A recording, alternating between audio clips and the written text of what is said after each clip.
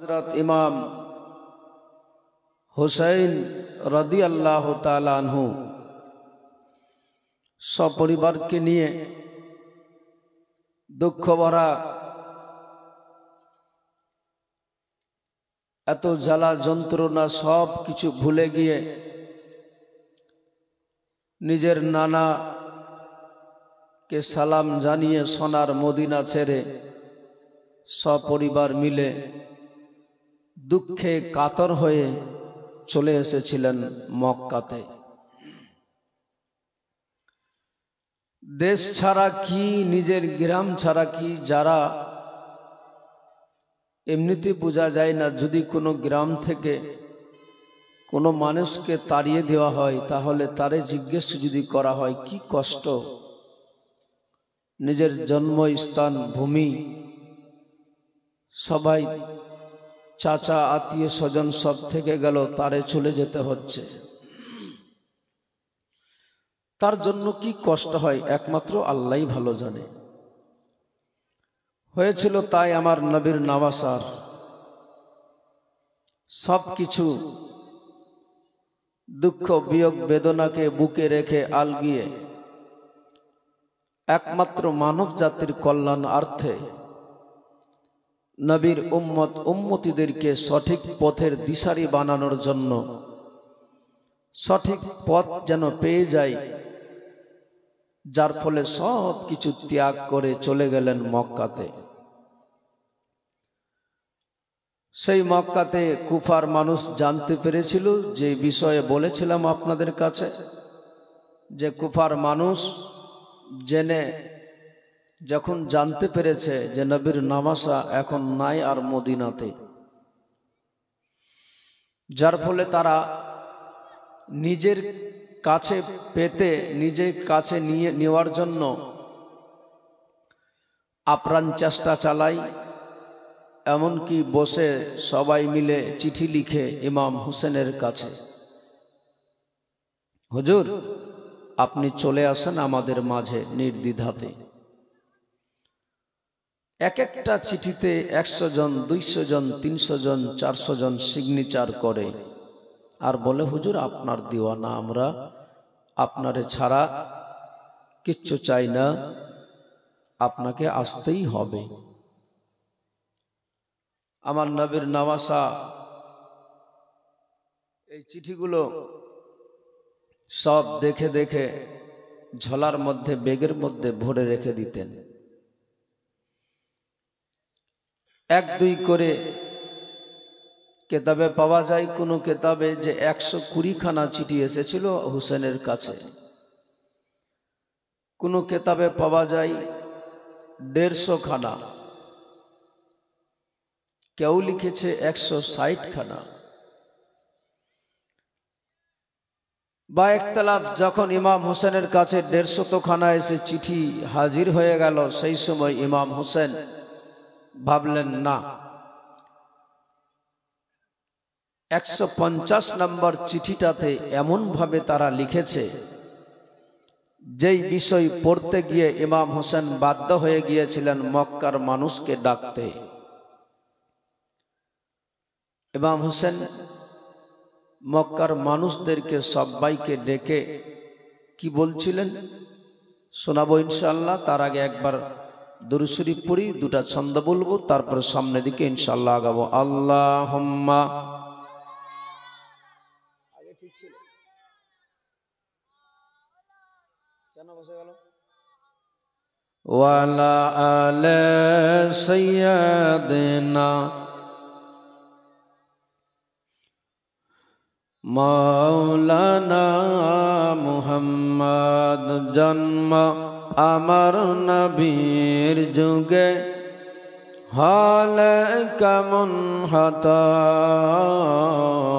जन्म अमर नबीर जुगे हाले केमन हता दुई नयने रसूल पाक देखले केमन हतो दुई नयने रसूल पाक দেখলে কেমন হতো জন্ম আমার নবীর যুগে, হলে কেমন হতো জন্ম আমার নবীর যুগে, হলে বলো হলে কেমন হতো জন্ম আমার নবীর যুগে, হলে কেমন হতো।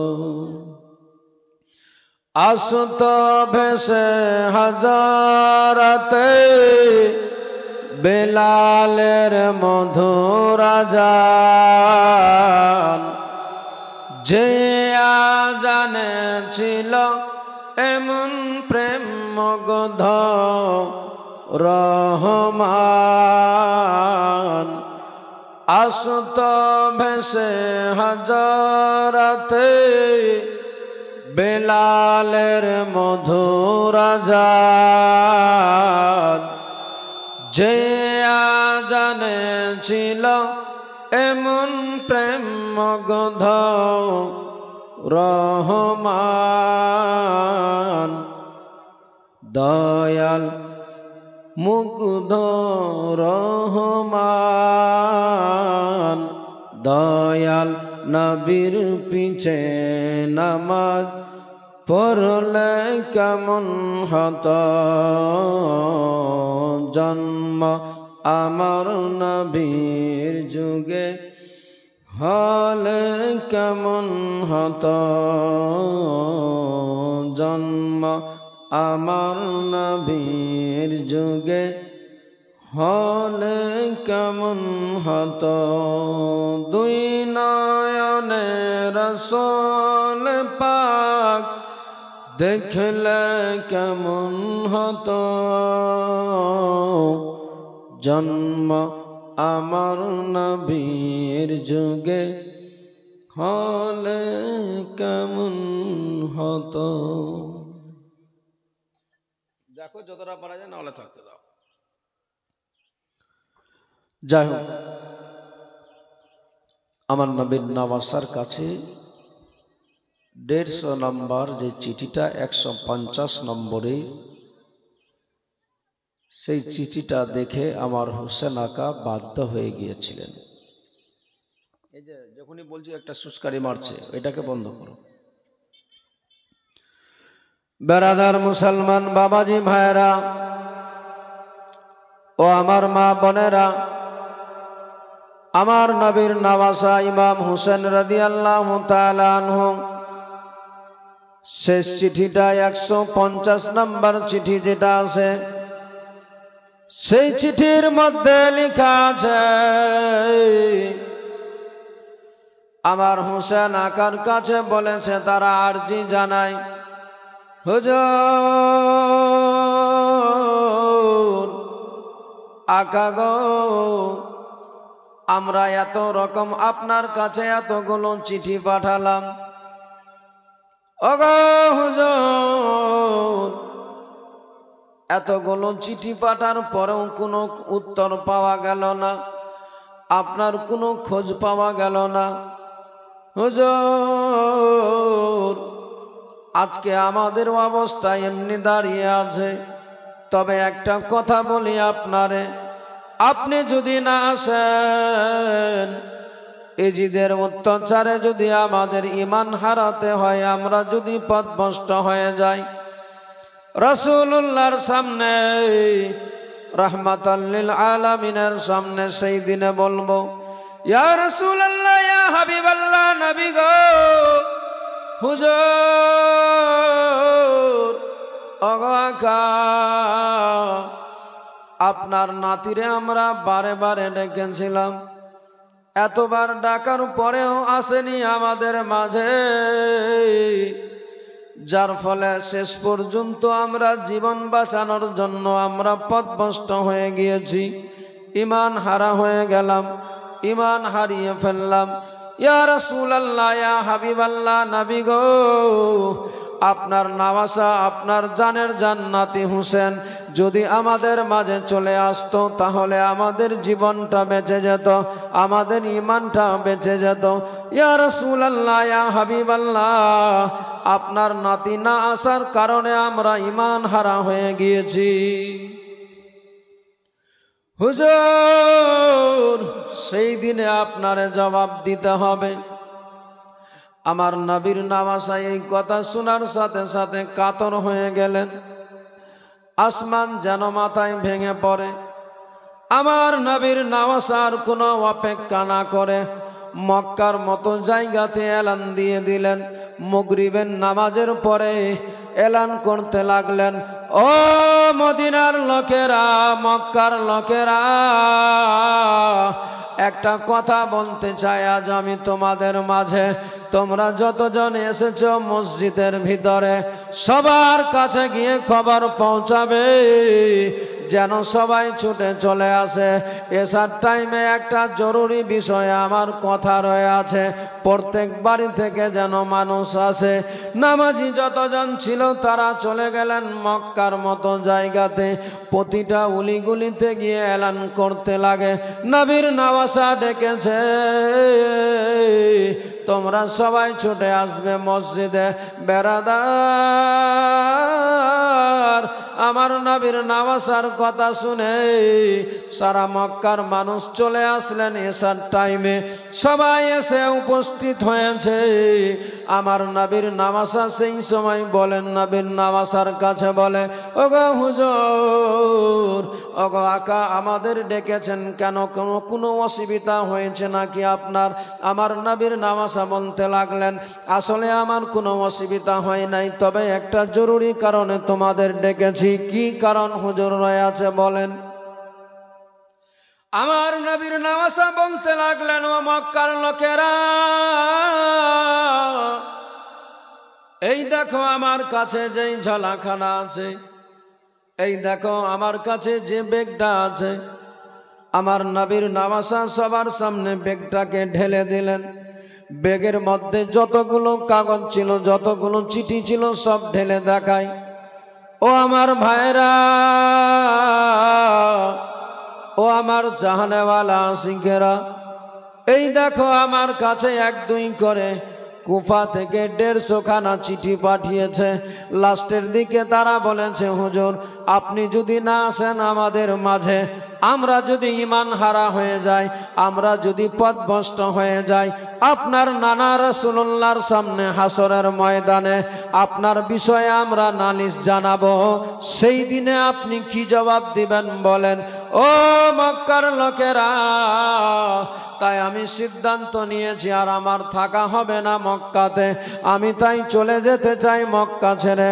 এই কুফা শহরে যেই কুফার মানুষেরা পাগলের মতো চিঠি করেছে, আজ আমি সিদ্ধান্ত নিয়েছি, তাই আমি চলে যাব তোমাদের কাছ থেকে। এ বেরাদার মুসলমান, ও আমার বাবা ভাইরা, ও আমার মায়েরা, আমার নবীর নামাজা যেমনি বলেছে এই কথা বলার সাথে সাথে তারা বলতে লাগলেন, হুজুর আপনি যথেষ্ট ভালো বুঝেন, আপনার মন যদি চাই যেতে আমরা কেউ বাধা দিতে পারবো না। তবে হুজুর আকা গো, আপনার একটা কথা বলতাম আমরা, যদি আপনার পারমিশন হয় তবে বলবো। আমার নবীর নামাজা জানের জান হোসেন বলেছিলেন, বলার জন্যই তো তোমাদের ডেকেছি আমি, বলো কোনটা করলে ভালো হবে, তোমরা কি বলতে চাও এই বিষয়ে? সবাই বলেছিলেন, হুজুর আপনি যাবেন, আপনারে আমরা কেউ বাধা দিব না। তবে একটা কথা আমাদের মনে বারে বারে প্রশ্ন জাগে, ওই কুফার মানুষে আপনার পিতারে শহীদ করেছে, আজ আপনারে আবার তারা ডাকে হুজুর। তাই আমরা বলতে চাই, আপনি না গিয়ে আপনার জায়গাতে যদি আপনি অন্য কাউরে পাঠাতেন, সে গিয়ে কুফার অবস্থা দেখত, কুফার কি দুরবস্থা রয়ে আছে, কুফার মানুষের মধ্যে কতটুকু অ্যাক্টিভিশন আছে, কুফার মানুষ কতটা আপনারে ভালোবাসে, আপনারে কতটা চাই। আপনার কেউ যাবে প্রিয়জন গিয়ে দেখবে, আসে গিয়ে দেখার পরে যদি তারে ভালো লাগে সে চিঠি করে পাঠাবে, আপনি নির্দ্বিধায় সপরিবারে চলে যাবেন, আমাদের পক্ষ থেকে কোনো বাধা থাকবে না। যেমনি বলেছে আমার হোসেন আকা, সেই সময় বলেছিলেন না তোমাদের এই কথাটা তো গ্রহণযোগ্য, মানা যেতেই পারে, কারণ আমি তো একা যাব না, কারণ আমার সঙ্গে সপরিবার আছে। এদেরকে নিয়ে যেতে যদি রাস্তায় সেই কুফার মতো জায়গায় কুফার মানুষেরা যদি আমার সঙ্গে আবার কুব্যবহার দেখায়, আমার যা হবে হবে, আমার যারা চাহনেওয়ালা, আমার যে পরিবার, তারা বিপদে পড়ে যাবে। তাই আমি চাই না তোমরা যখন বলছো যে ওই জায়গাতে আমি না গিয়ে আমার পরিবর্তে কাউকে পাঠানো যাক, সে গিয়ে দেখবে, যদি ভালো লাগে, তাদের পরিস্থিতি ভালো থাকে, তাদের ব্যবহার ভালো থাকে, তাদের যদি আমাদের প্রতি ভালোবাসা থাকে, তাহলে সে চিঠি করবে, আমি নির্দ্বিধায় চলে যাব, এটা অবশ্যই ভালো কথা।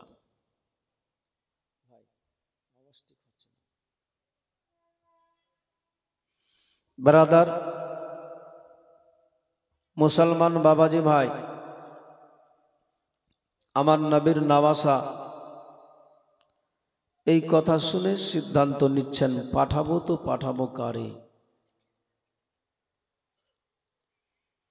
শেষ মুহূর্তে ভাবনা চিন্তা করে আপন চাচাতো ভাই মুসলিম বিন আকিল ইমাম মুসলিমকে সিদ্ধান্ত নিচ্ছেন যে আমার সেই জায়গাতে কারো না পাঠিয়ে আপন চাচাতো ভাইকে পাঠাবো, সে গিয়ে দেখবে কুফার অবস্থা, তাদের যদি ভালো লাগে তার সঙ্গে যদি ব্যবহার ভালো করে, অন্তত আমার ভাই মুসলিম চাইবে না কখনো যে আমার পরিবার বিপদে পড়ে যাক। অতএব ইমাম মুসলিমকেই পাঠাতে হবে। ব্রাদার মুসলমান ও বাবা ভাইরা ও আমার মা বোনেরা, ইমাম হোসেন আকা বলে, ও মুসলিম,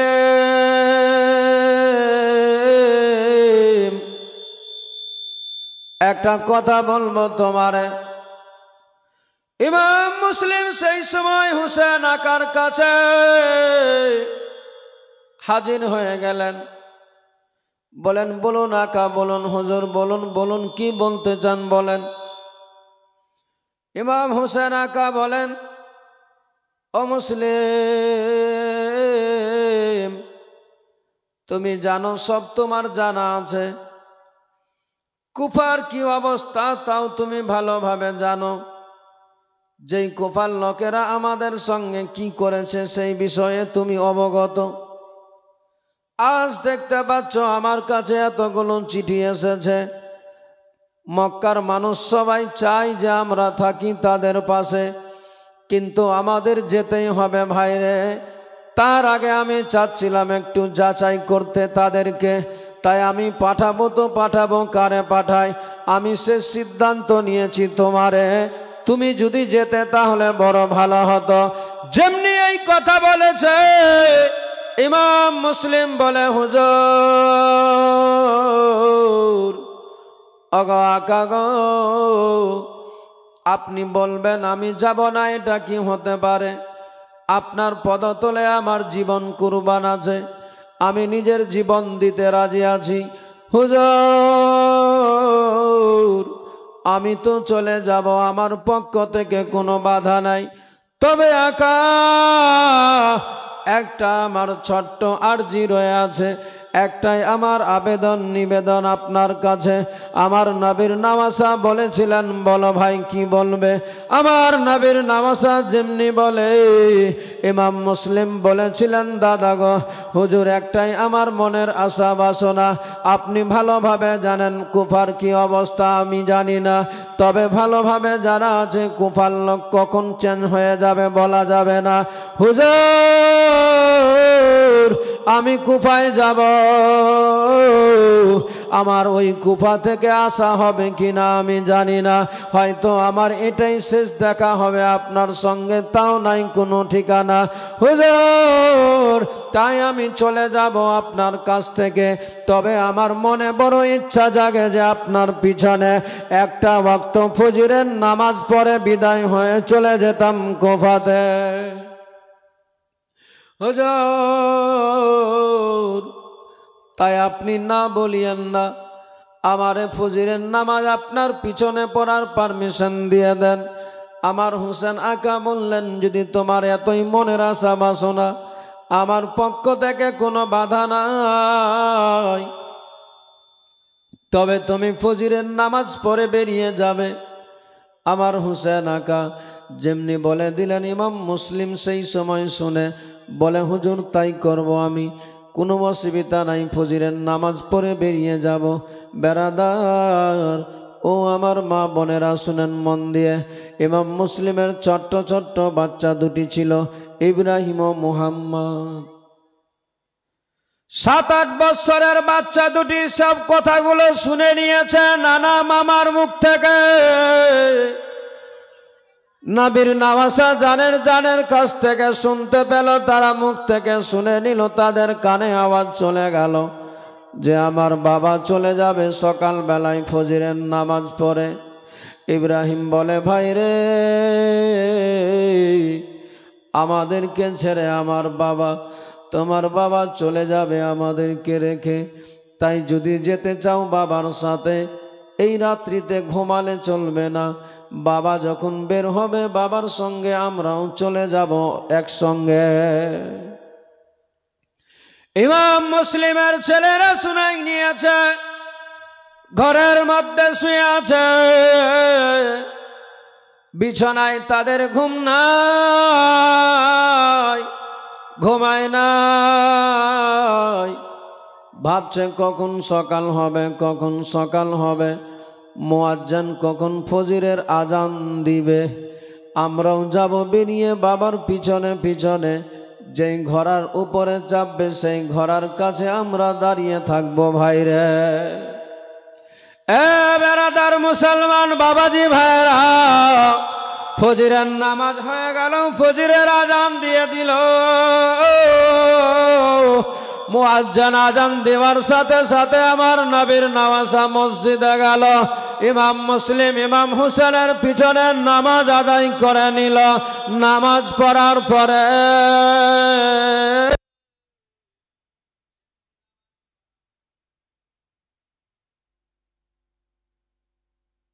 যেমনি নামাজ আদায় করা হয়ে গেল, আমার নবীর নামাজা ইমাম হুসেন রাদিয়াল্লাহু তাআলা আনহু কাছ থেকে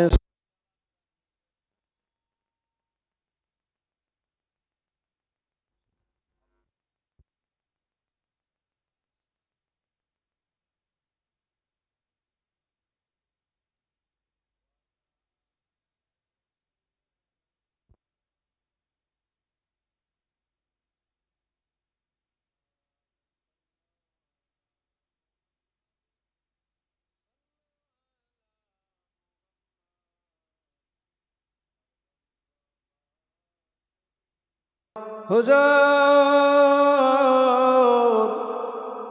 আকা গো, আমি চলে যাব, আমার আশা হবে কিনা আমি জানি না, আমার নসিবে জুটবে কিনা, তবে হুজুর আমার মনের এটাই একটা বাসনা ছিল, আকাঙ্ক্ষা ছিল, আপনার পিছনে ফজরের নামাজ আদায় করে বের হব। হুজুর আমি চলে যাচ্ছি কুফাতে, তবে চাই এই কুফার অবস্থা কি হবে। হুজুর গিয়ে দেখবো, সেখানে যদি ভালো লাগে আপনারে চিঠি করব, আপনি সব পরিবার মিলে চলে আসবেন মক্কুফাতে। আমার নবীর নওয়াসা বলেছিলেন তাই করব ভাই, তুমি তাড়াতাড়ি বেরিয়ে যাও। ইমাম মুসলিম রাদিয়াল্লাহু তাআলা আনহু আমার হুসেন আকার কাছে সালাম জানিয়ে ঘোড়ায় চাপবেন বলে ঘোড়াতে চাপতে গিয়েছে। যেমনি ঘোড়ায় চেপেছে, চাপার সাথে সাথে ঘোড়ার লাগামখানা ধরে টানবে, যেমনি টান দিয়েছে সেই সময় ঘোড়া এমনিতেই প্রতিদিন ইমাম মুসলিমের কথাতে যেমনি ইমাম মুসলিম চেপে যায় ঘোড়াতে, ইশারায় ঘোড়া দুলদুল চলে। আজ ইমাম মুসলিম ঘোড়ার লাগামখানা টানার পর বলে চল ঘোড়া চল তাড়াতাড়ি করে, কিন্তু বেরাদার এত রকম বলার পরেও শত চেষ্টা করার পরেও ব্যর্থ হয়ে গেল। ঘোড়া কোনো মতেই দুলদুল সামনে বাড়ে না, এত চেষ্টা করে দুলদুল বাড়ে না। ইমাম মুসলিম বলেছিলেন দুলদুল রে, আমি তোমারে এতবার বলছি কেন কথা শোনো না? এতদিন তোমারে নিয়ে আমি চললাম, কোনোদিন এত বলার দরকার লাগলো না। আজ আমি তোমারে কেমন করে বোঝাই, কেন তুমি যেতে চাচ্ছ না? সেই সময় দুলদুল বলেছিলেন নিজের ভাষাতে রাব্বুল আলামিনের দরবারে বলেন, মাবুদ আল্লাহ গো, তোমার এই মুসলিমকে তোমার বান্দাকে বলার বুঝার শক্তি দাও আল্লাহ, তুমি আমারে মুখের মধ্যে জবান দিয়ে দাও আল্লাহ, যেন আমি বলে তারে বুঝাতে পারি ইমাম মুসলিমের ব্যাপারে। সেই সময় দুলদুলটা খোদার দরবারে বড় আরজি জানায়, আমার মাওলা তাআলা তারে পাওয়ার দিয়ে দিল। দুলদুলটা সেই সময় ঘোড়াটা নিজের ভাষাতে বিড়বিড় করে ইমাম মুসলিমের কাছে যেন বলতে লাগলেন, হুজুর আকা গো, আমি কেমন করে আগে বাড়ি বলেন তো? এতদিন ধরে আপনার সঙ্গে চলেছি, এতদিন ধরে আপনার খাবার খেয়েছি, আপনি যেখানে চলতে বলেছেন সেখানে চলেছি, যা বলেছেন তা করেছি। হুজুর আওয়াজ দাও একটু, হুজুর আমি অতদিন ধরে আপনার গোলাম হয়েছিলাম, আজ আমি কেমনি পারবো সামনের দিকে আঁকা, কেমনি পারবো বলেন? আজকে দেখেন না আপনার সব থেকে জানের জান কলেজার টুকরা সন্তান, যাদেরকে নিয়ে আপনি স্বপ্ন দেখেছেন, যাদেরকে নিয়ে আপনি ভবিষ্যতে ভাবেন, সেই কলেজার টুকরা সন্তান দুটি আজকে আমার পা দুটি জড়িয়ে ধরে আছে। হুজুর একটু দেখেন না নিজে আমার পায়ের দিকে, যেমনি বলেছে ইমাম মুসলিম সেই সময় ঘোড়ার নিজের চোখের ইশারা, কানের কথার ইশারা বুঝতে পেরে গেল। ইমাম মুসলিম দেরি না করে সাথে সাথে ঘোড়া থেকে নেমে গেল মাটিতে। নামার সাথে সাথে যেন দেখতে পাই ওই দুলদুল ঘোড়ার পা দুটি জড়িয়ে ধরে আছে ইব্রাহিম ও মোহাম্মদ। ইমাম মুসলিমের দুটি সন্তান দুটি পা জড়িয়ে ধরে নিয়েছে। ইমাম মুসলিম সেই সময় বলেছিলেন, বাবুরে তোমরা কেন এমনি করে ঘোড়ার এই পা দুটি ধরে আছো? সেই সময় বাচ্চা দুটি কাকতি মিনতি করে বলেছিলেন, আব্বা গো, ওগো আব্বা আপনার সব জানা আছে ভালোভাবে, ওগো আব্বা আপনারে না দেখতে গেলে, আপনারে না পেলে চলবো কেমন করে? আপনি জানেন ভালোভাবে মা নাই আমাদের, মা চলে গিয়েছে আমাদেরকে ছেড়ে। আজ আমার মা নাই আমাদের পাশে, তোমার কাছে বাবা গো মায়ের মতো আদর যত্ন পেতাম, সেবা করতে তুমি। ও আব্বা গোসল দিতে তুমি বাবা গো, খাওয়ার তুমি নিজে হাতে খাওয়াতে, কাপড় নিজে পরাতে। ও গো আব্বা আজ তুমি আমাদেরকে ছেড়ে চলে যেতে চাচ্ছ এমনি করে? বলো আব্বা বলো বলো বলো, তুমি চলে গেলে আমাদেরকে কে দেখবে?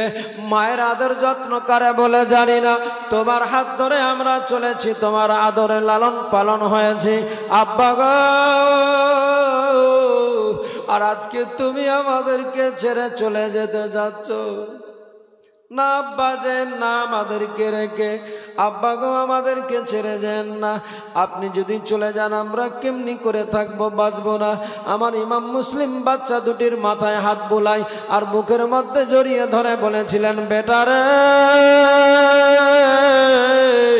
তোমরা জানো ভালো করে তোমার চাচা ইমাম হুসেন আকার কাছে আমার পারমিশন হয়ে গিয়েছে, আমার যেতে হবে কুফাতে। ও বেটারে এত দূরের রাস্তা অতিক্রম করে যেতে হবে, পাহাড় পর্বত মরুভূমি দ্রুত গতিতে উত্তপ্ত গরমে যেতে হবে আমারে, তাই আমি নিয়ে যেতে চাই না তোমাদের সঙ্গে করে। বেটারে আমি গিয়ে পৌঁছাবো আগে কুফাতে, দেখবো কুফার মানুষ কি চাই, কুফার কি অবস্থা আছে। কুফার অবস্থা যদি ভালো থাকে, কুফার মানুষের ব্যবহার যদি ভালো লাগে, বেটারে আমি তখন চিঠি করে পাঠাবো নিজের ইমাম হুসেনের কাছে। সেই সময় ইমাম হুসেনের সঙ্গে তোমরা সবাই মিলে চলে আসবে, কোনো অসুবিধা হবে না, কোনো ডিস্টার্ব হবে না। বলেছিলেন আব্বা, আব্বা গো আপনি জানেন ভালোভাবে আপনারে ছাড়া থাকতে পারবো না। না আব্বা আমরা যাব না। আমার মুসলিম বলেছিলেন, বেটারে এত দূরের রাস্তা অতিক্রম করে যেতে যেতে উত্তপ্ত গরমে পিপাসা লেগে যাবে, তোমাদের পানি দিব কোত্থেকে, খাওয়ার চাইবে দিব কোত্থেকে। বলেছিলেন আব্বা, আব্বা গো আমরা কখনো আপনার কাছে খাওয়ার চাইবো না গো আব্বা, জীবন যদি চলে যায় পিপাসায় কলেজা ফেটে যায় আব্বা, তবু আপনার কাছে আমরা পানি চাইবো না, তবু আপনার কাছে কিছু চাইবো না। তবে একটাই আরজি জানাই আব্বা গো, আপনি আমাদের ছেড়ে যান না, সঙ্গে নিয়ে চলে। বলতে আছে বারে বারে একই কথা বলে, একই কথা বোঝায়, একই কথা বোঝায়, কোনো মতেই মানতে রাজি নয়, বুঝ মানতে রাজি নয়। শেষ পর্যন্ত যখন মানে না, আমার নবীর নওয়াসা হুসেনের নজর পড়ে গেল। দেখা যায় বারে বারে সন্তানদেরকে বোঝাচ্ছে। আমার নবীর নওয়াসা ইমাম হুসেন বলেছিলেন, মুসলিম ও মুসলিম, কি ব্যাপার ভাই এতক্ষণ হয়ে গেল বের হলে না কেন, কি তোমার মনে যায়, কি কিছু বলতে চাচ্ছ? সেই সময় বলেছিলেন, হুজুর ওগো আকা, আসলে আমার জানে ভয় নাই, ডর নাই, কিছু নাই, তবে দেখেন না আমার এই কলেজার টুকরা সন্তানগুলো, এত রকম তাদেরকে বোঝাচ্ছি, এত রকম মানাচ্ছি, কোনো মতেই মানতে রাজি নয়।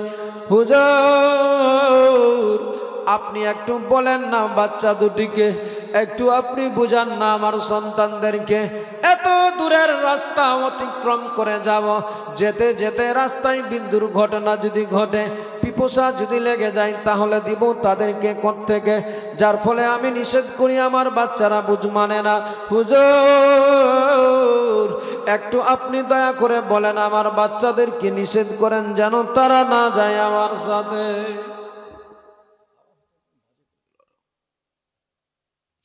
এ বেরাদার মুসলমান বাবাজি ভাইরা, এ বাবা যেটা কম্পনটা হচ্ছে এটা বন্ধ কর না রে বাবা, যখন জোরে বল